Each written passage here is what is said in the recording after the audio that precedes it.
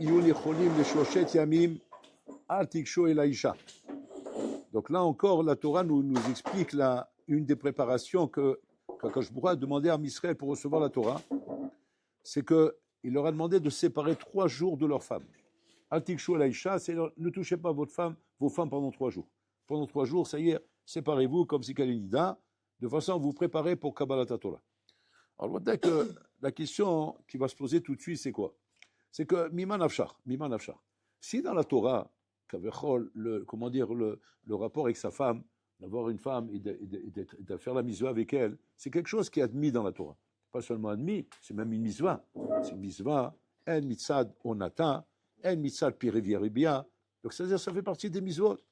Tout ce qui fait partie des mitzvot de la Torah, va être considéré comme quelque chose de bien, pas comme quelque chose de mal. C'est forcément quelque chose de bien. Pas seulement bien, c'est même quelque chose que les khatrila, il faut. Il faut cette chose-là, les khatrila. Il a fait mot. La même chose aussi, pareil, la achila. L'achila, c'est pas quelque chose qui relève d'un bgam, ou bien d'un problème, ou d'une avera. Non, c'est quelque chose de bien.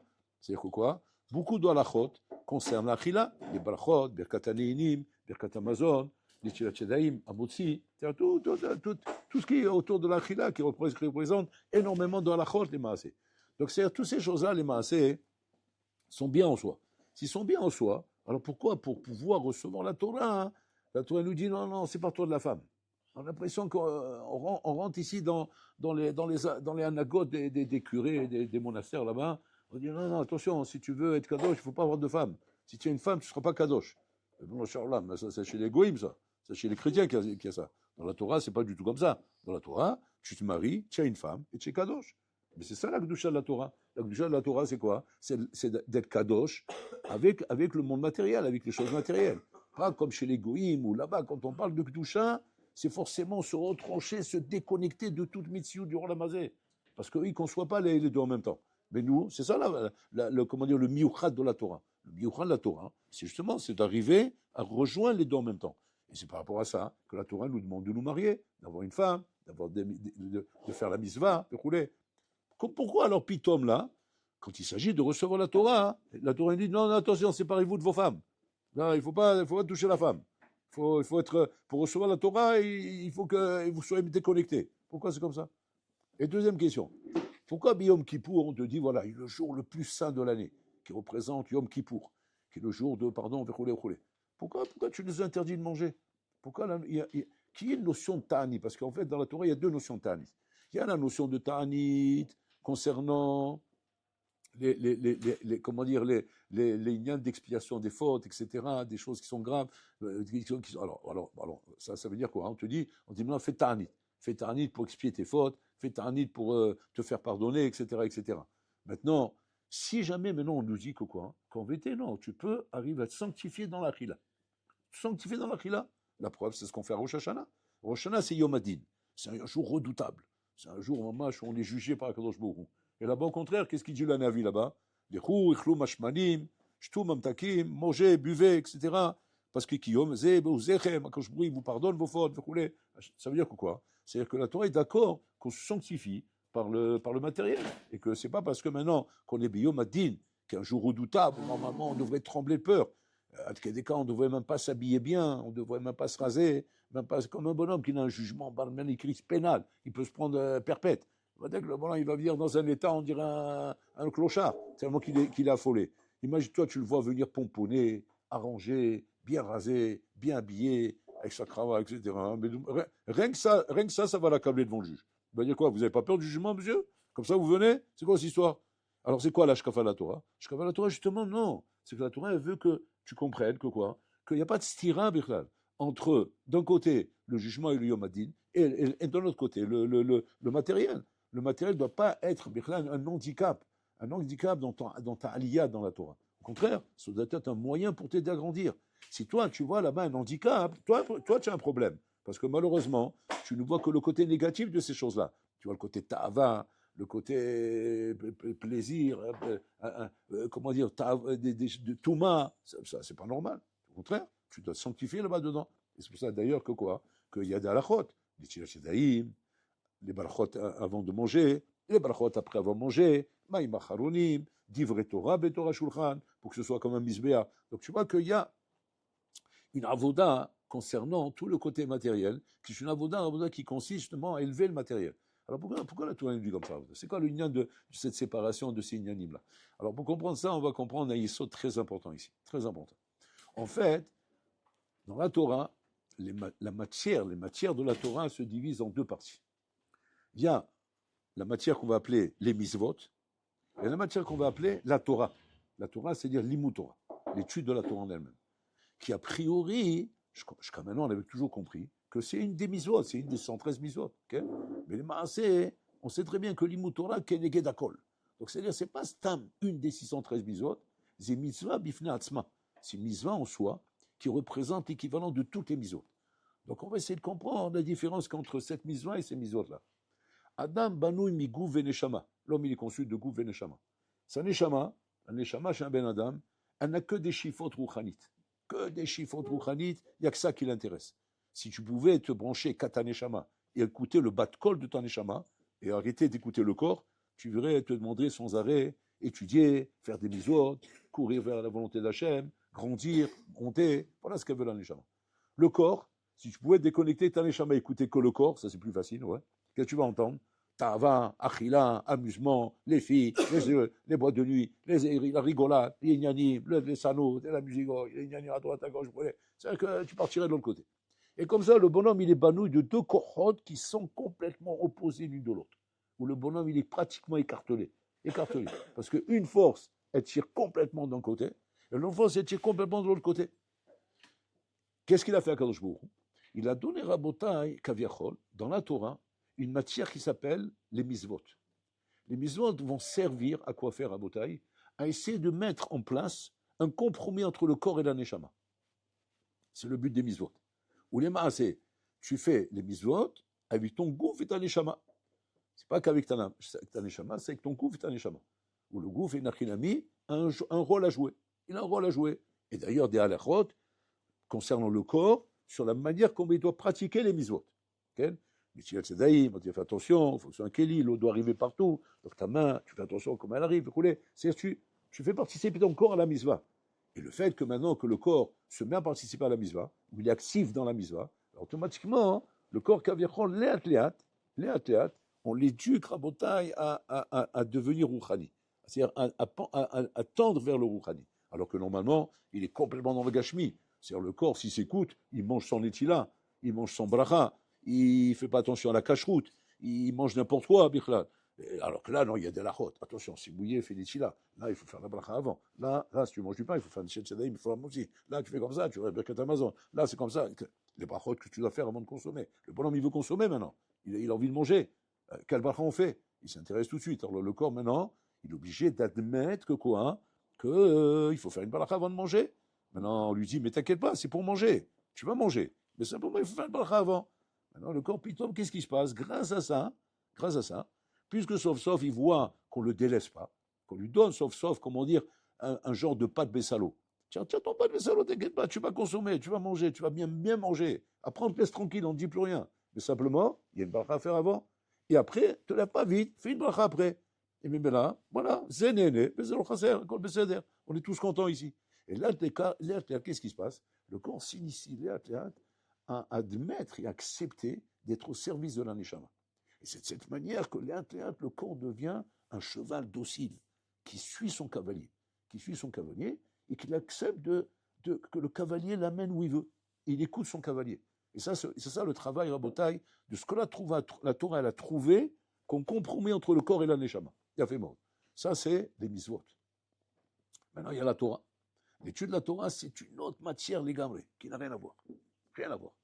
L'étude de la Torah, Rabotai, il n'a rien à voir avec le compromis entre le corps et le neshama. L'étude de la Torah, Rabotai, c'est déjà une matière qui nous connecte complètement avec Bola Olam. Comme si vous voulez savoir ce qu'on dit sur la Torah, Rabotai, lisez le 4e Pérec de Nefesh Haim de Rav Chaim Mivolojin, ouais, si vous connaissez, le Sefer de Rav Chaim Mivolojin, le 4e Pérec, là-bas il explique, c'est bien de le lire au moins une fois dans sa vie. De le lire au moins une fois dans sa vie, où là-bas on va t'expliquer qu'est-ce que c'est le Limut Torah. C'est quoi le Limut Torah? Parce qu'on entend à droite, à gauche, l'Limut Torah, c'est Chashuv, c'est Keneged Hakol, mais va lire là-bas et tu vas comprendre c'est quoi l'Limut Torah. Et quand un homme, il comprend, il lit là-bas, il commence à comprendre, Yenachinami, que représente l'Limut Torah, là, il commence à comprendre que quoi? Que là, on n'est plus dans la même matière, là, on n'est plus dans le même truc, on n'est plus sur le même terrain. Là, les mitzvot, j'ai compris, c'est juste pour qu'il y ait, kaviachol, un compromis, une communion entre le corps et la neshama. Mais la Torah, c'est kulo neshama. C'est entièrement pour la neshama, Bichlal. C'est, kaviachol, un domaine qui concerne que la neshama. Ou la neshama, qu'est-ce qui se passe avec elle? Parce qu'elle est en connexion avec Bola Olam, elle est en connexion avec Bola Olam. Et là, à ce moment-là, il s'agit là, mamage, d'un niveau de Hitkatshut qui est un niveau très élevé. C'est-à-dire qu'un homme ne se rend pas compte de ça. Adam Yoshev Elomet Torah, ouais, s'il arrivait, Mehmet Enachinami, à comprendre l'importance qu'il y a dans l'Limut Torah, il sentirait combien il est mitkadesh b'Limut Torah. Quel écart que là-bas, il explique là-bas dans le Périk Dalet, que mon homme Rabotai, qui cherche des moyens de sanctification. Ou maintenant, si tu cherches, il y a des Sfarim à tir la gogo qui vont t'expliquer il faut faire des tarniot, des sigoufim, se rouler dans la neige, se pendre au lustre, ouais, se mettre la tête dans la glace, les pieds dans la javel, des trucs comme ça, tu vois, pour arriver à sanctifier. Là-bas, il te dit, là-bas, il dit ça, c'est pour les fatigués, ça. La chose la plus efficace pour arriver à te connecter à la Kedusha, c'est l'Limut Torah. C'est le Limut Torah. C'est-à-dire étudier la Torah, bien sûr, sans parler à côté, en étant bien concentré sur ce qu'on est en train de faire, en d'avoir mekadesh au terme l'Limut Torah. Il n'y a pas une chose qui sanctifie la personne plus que l'Limut Torah. Pourquoi? Il dit là-bas, pourquoi? Tout simplement. Parce qu'en fait, par le Limut Torah, tu mets en connexion Ten Shama directement avec Akadosh Baruch Hu. Comme si maintenant, on est en conversation avec Hachem. Hachem, le Maître Torah, il est en conversation avec Boralam. Il est en connexion avec Hachem. Il a fait mot. Par rapport à ça, maintenant, on comprend ce que la Torah demande. La Torah, elle dit maintenant, attention. Maintenant que vous allez recevoir la Torah, et recevoir la Torah, c'est une matière qui n'a rien à voir avec les mitzvot, qui concerne le corps. Comme sachez, maintenant, les moudot Torah, alors en ce moment, qu'est-ce qu'il faut faire? Déconnectez-vous, séparez-vous de vos femmes. Séparez-vous de vos femmes et préparez-vous à fond pour les Limut Torah. C'est-à-dire que, bien que normalement, la mitzvah d'avoir une femme, de faire la mitzvah de Pierre Viribia, mitzvah Onata Lotigra, tous ces mitzvot qui concernent la mitzvah d'une femme, d'avoir une femme, sont des mitzvot importantes. Mais ce sont des mitzvot qui relèvent, encore une fois, Rabotai, de la relation qu'on veut qu'il y ait entre le corps et la neshama. Pas entre le corps et Akadosh Baruch Hu, entre le corps et la neshama. C'est pour ça d'ailleurs que quand on fait les mitzvot, quel est le loussa qu'on dit les chachamim dans ce qu'on appelle Rabotai, les birkat à mitzvot, Asher kideshanu bemisvota vitzivanu al vechule vechule. C'est ça le loussa. C'est quoi ce loussa, Rabotai? Qui nous a sanctifiés par ces mitzvot. C'est sanctifié qui? Le gouffre. C'est-à-dire le gouffre kaviachol, il est élevé et raffiné par la mitzvah pour arriver, kaviachol, à atteindre la madriga de la neshama. C'est-à-dire que le gouffre Rabotai, il n'est pas question pour lui d'atteindre la madriga d'Akadosh Baruch Hu. On ne parle pas du gouffre qui va arriver une vie coup de Bachem. Le gouffre, il n'arrive pas à une vie coup de Bachem. C'est un cheval. C'est un cheval, c'est un hamor. Il n'y a pas de, c'est étranger à lui tout ça. Il n'a même pas, comment dire, une avamina de commencer à avoir des chiffons pareils. Ça commence pas pour lui. Un bonhomme qui aurait des chiffons de croix, qui va attacher son gouffre à Botaï et Kadosh Baruch Hu, c'est un bonhomme qui finit en asile avec Farchaoul, il finit là-bas. Et c'est ce qui se passe avec les goïms. Le tarot des goïms, ça a été de croire Inachinami, et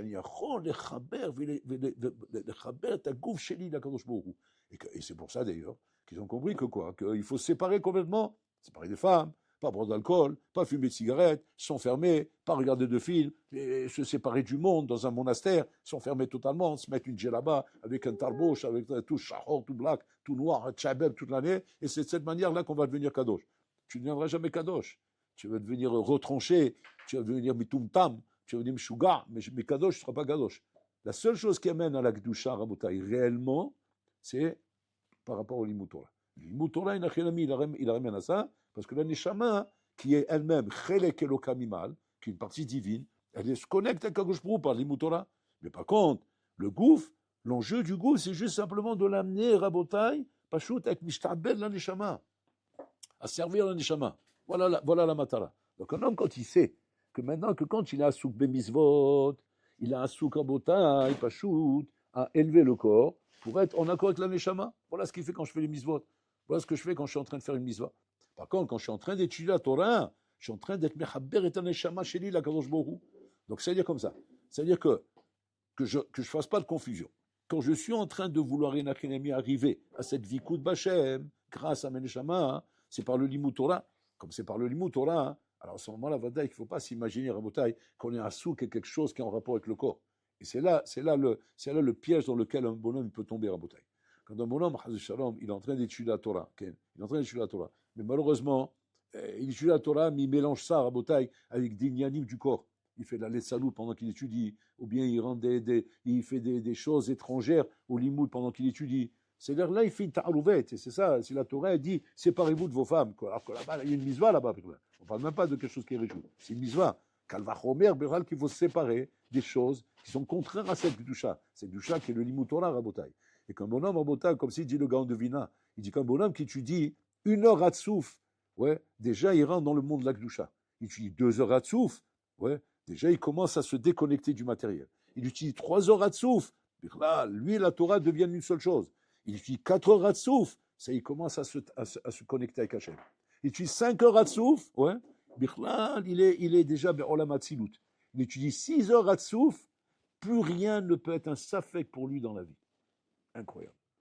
Le Gaon de Vilna, lorsqu'il voulait résoudre des sfekot de la vie, ouais, il ne faisait pas du pile-poule. Pas chaud. Il s'asseyait 6 heures à Tsouf. Il étudiait 6 heures à Tsouf, et après, il se posait sur le safek. Top, c'est quoi le safek maintenant? Oui, il n'y avait pas de safek. Il n'y avait pas de safek. Et comme ça, d'ailleurs, une fois c'est arrivé, il y avait comme ça un grand docteur, qui avait un shéla très chamoula, shéla de Imouna, etc., une shéla très dure, qu'aucun rab ne savait lui répondre. Alors, ils ont dit, va voir le Gaon de Vina. Lui, c'est le rab des Rabbanim. Et c'est le rab des Rabbanim, lui c'est le Gaon. On n'appelle pas Sam le Gaon pour rien. Il est allé voir le Gaon. Il a dit, j'ai une shéla très chazaka, roulé. Il dit, on t'a expliqué comment je traite les shélotes, moi? Il a dit, non. Mais on m'a dit que vous êtes le Gaon.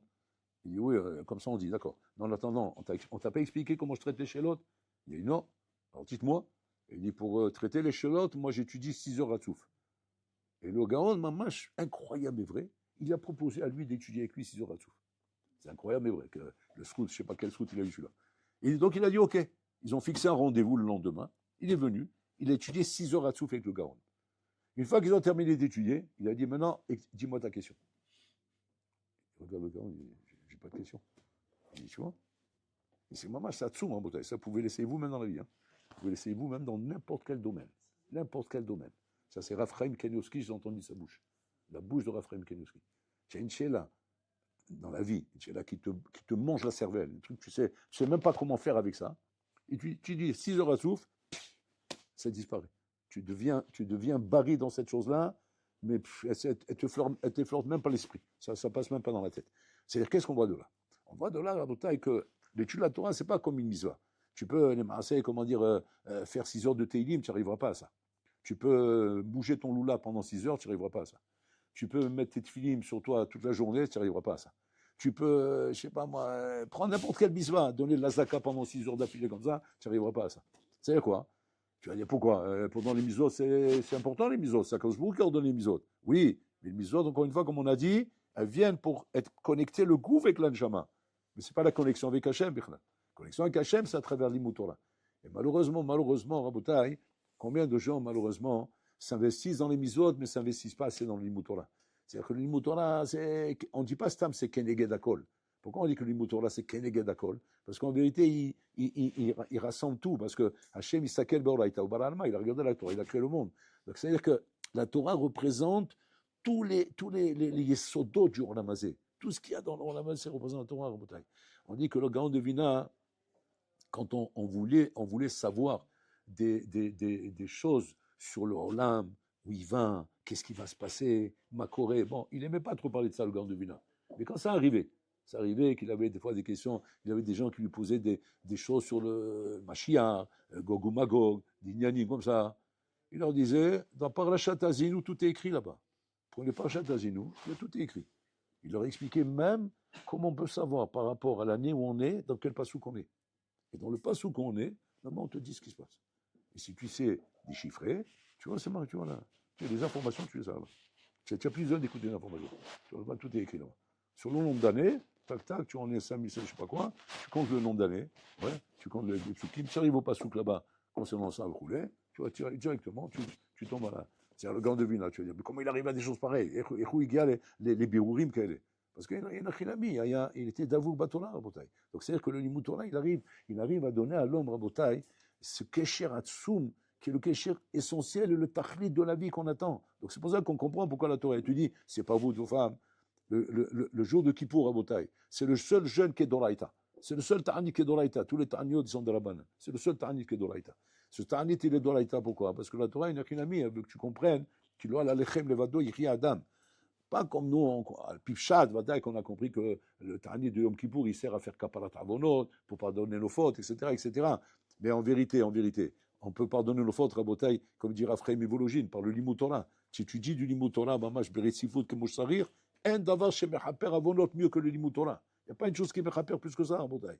Alors tu dis, c'est quoi la notion de Kippour? La notion de Kippour, c'est une notion par rapport au corps. Que par rapport au corps, d'amener le corps à la madriga de Neshama et d'arriver à ce travail, cette préparation. Mais si tu veux savoir maintenant comment on arrive à cette madriga en connexion avec Hachem, c'est l'Limut Torah, c'est avec le Limut Torah. Donc voilà, est-ce qu'on a compris maintenant en vérité qu'il y a deux matières dans la Torah. La matière concernant Rabotai, la vodat concernant le corps, et la matière concernant la Neshama. Le corps, c'est les mitzvot, et la Neshama, c'est la Torah. Donc quand la Torah nous dit maintenant pour recevoir la Torah, c'est par vous aux femmes, faites ça, faites attention, sanctifiez-vous, soyez là-bas, etc. C'est-à-dire que là, on parle de recevoir la Torah, et la Torah, c'est un niveau qui représente une connexion avec la Neshama. Donc c'est pour ça qu'effectivement, il faut séparer tout ça. Mais attention, c'est pas ça le tachlit. Le tachlit, c'est le corps. C'est d'amener le corps et Nachilami à se sanctifier. Et c'est ça le tachlit. Dès que la Torah elle nous permet d'avoir cette connexion avec Hachem, pour ne pas que le corps puisse nous tirer de l'autre côté. Parce que le corps, malheureusement, il nous aspire, il nous tire de l'autre côté, il nous amène dans les travaux de Soron Lamazé.